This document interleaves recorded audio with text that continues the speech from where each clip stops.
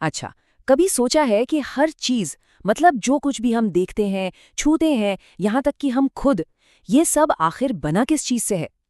अरबों खरबों परमाणुओं से। पर सवाल ये है कि इन छोटे छोटे बिल्डिंग ब्लॉक्स के अंदर क्या है? चलिए, आज इसी कमाल के सफर पर निकलते हैं और इस राज से पर्दा उठाते हैं। देखिए, सदियों तक तो यही माना जाता रहा कि परमाणु मतलब एटम बस वही आखिरी चीज है। उससे छोटा कुछ नहीं, उसे तोड़ा नहीं जा सकता। जॉन डॉल्टन की थ्योरी भी यही कहती थी। लेकिन साइंस का मजा ही इसी में है, सवालों को चैलेंज करने में। और ये एक ऐसा सवाल था जिसने फिजिक्स की पूरी दुनिया ही बदल कर रख दी। तो पहला इशारा कहाँ से मिला? एक बड़ी ही आम सी चीज से, स्टैटिक इलेक्ट्रिसिटी। कभी सोचा है कि ऊनी स्वेटर उतारते वक्त वो चट-चट की आवाज क्यों आती है? या कंघी को बालों में रगड़कर कागज के टुकड़े उठाते हैं तो वो कैसे चिपक जाते हैं? ये होता है चार्ज की वजह से। अब साइंटिस्ट ने सोचा, भाई अगर एटम को तोड़ा ही नहीं जा सकता तो ये चार्ज आ कहाँ से रहा है?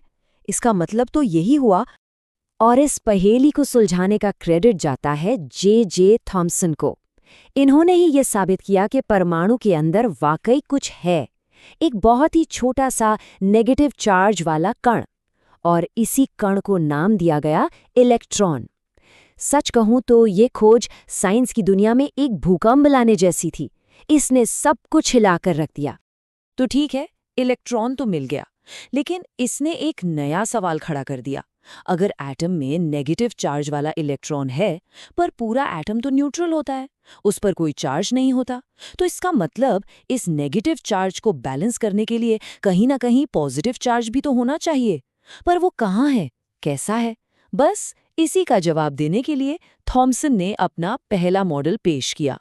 थॉमसन का आइडिया बड़ा सिंपल था।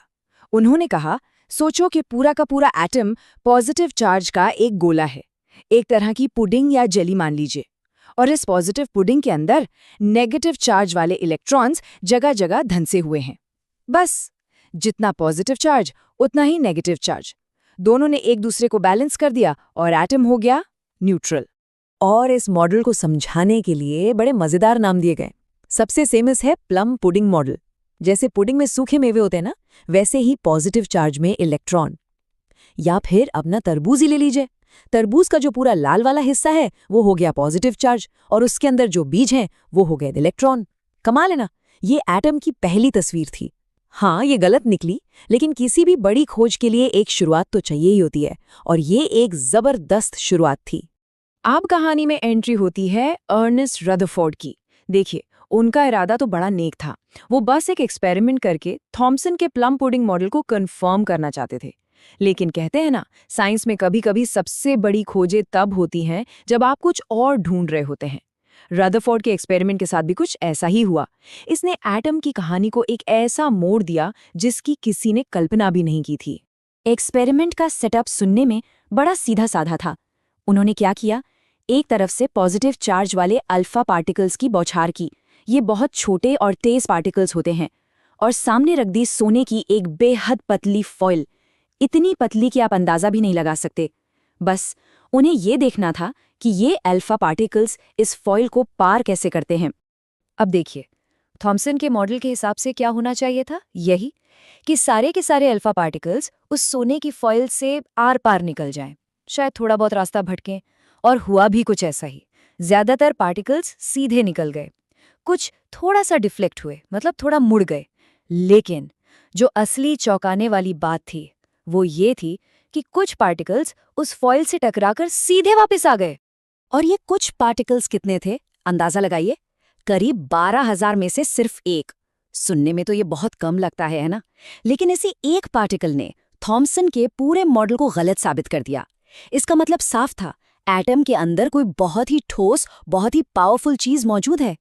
रदरफोर्ड खुद इस रिजल्ट से इतने हैरान थे कि उनके शब्द थे, ये तो ऐसा था मानो आपने एक तोप का गोला एक टिश्यू पेपर पर चलाया और वो गोला टिश्यू पेपर से टकराकर वापस आप ही को आ लगे। सोचकर देखिए, ये कितना कितना ज्यादा अनएक्सपेक्टेड रहा होगा। तो बस इस एक एक्सपेरिमेंट ने एटम की पूरी तस्वीर ही पलट दी। थॉमसन का पुडिंग वाला आइडिया गया, रदरफोर्ड ने एक नया मॉडल दिया कि एटम का लगभग सारा पॉजिटिव चार्ज और सारा वजन एक बहुत ही छोटी सी टाइनी सी जगह में बंद है। इस जगह को उन्होंने नाम दिया न्यूक्लियस यानी नाभिक।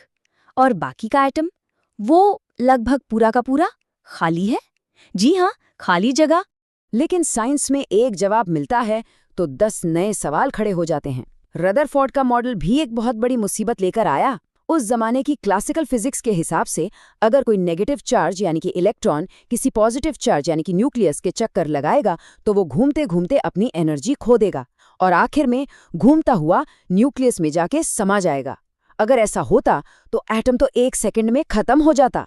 मतलब दुनिया की कोई भी चीज स्टेबल रह ही नहीं सकती थी। तो अब सवाल ये था कि एटम को खत्म होने से कौन बचाएगा। और यहाँ पर सीन में आते हैं नील्स बोर। उन्होंने इस प्रॉब्लम को सॉल्व करने के लिए एक ऐसा आइडिया दिया जो उस वक्त के लिए बिल्कुल रेवोल्यूशनरी था। एक ऐसा आइडिया जिसने क्वांटम फिजिक्स की नींव रखी। बोर का आइडिया कमाल का था। उन्होंने कहा कि देखो, इलेक्ट्रॉन न्यूक्लियस के चारों ओर अपनी मर्जी से कहीं भी नहीं घूम सकते। उनके घूमने के लिए कुछ खास रास्ते, कुछ फिक्स्ड ऑर्बिट या एनर्जी लेवल्स बने हुए हैं। और सबसे ज़रूरी बात, जब तक इलेक्ट्रॉन अपने फिक्स्ड रास्ते पर घूम रहा है वो कोई एनर्जी नहीं खोएगा। बस प्रॉब्लम सॉल्व्ड। इसी एक नियम ने एटम को स्टेबल बना दिया। तो इस पूरी साइंटिफिक जासूसी के बाद हम आज की अंडरस्टैंडिंग पर पहुंचे हैं। आज हम जानते हैं कि एटम 3 बेसिक बिल्डिंग ब्लॉक से मिलकर बना है। चलिए फटाफट इन तीनों से मिल लेते हैं। पहला है इलेक्ट्रॉन। ये नेगेटिव चार्ज वाला पार्टिकल है और इसका वजन ना के बराबर होता है। ये न्यूक्लियस के चारों ओर उन्हीं खास ऑर्बिट्स में चक्कर लगाता है जिनकी बात बोर ने की थी। दूसरा है प्रोटॉन।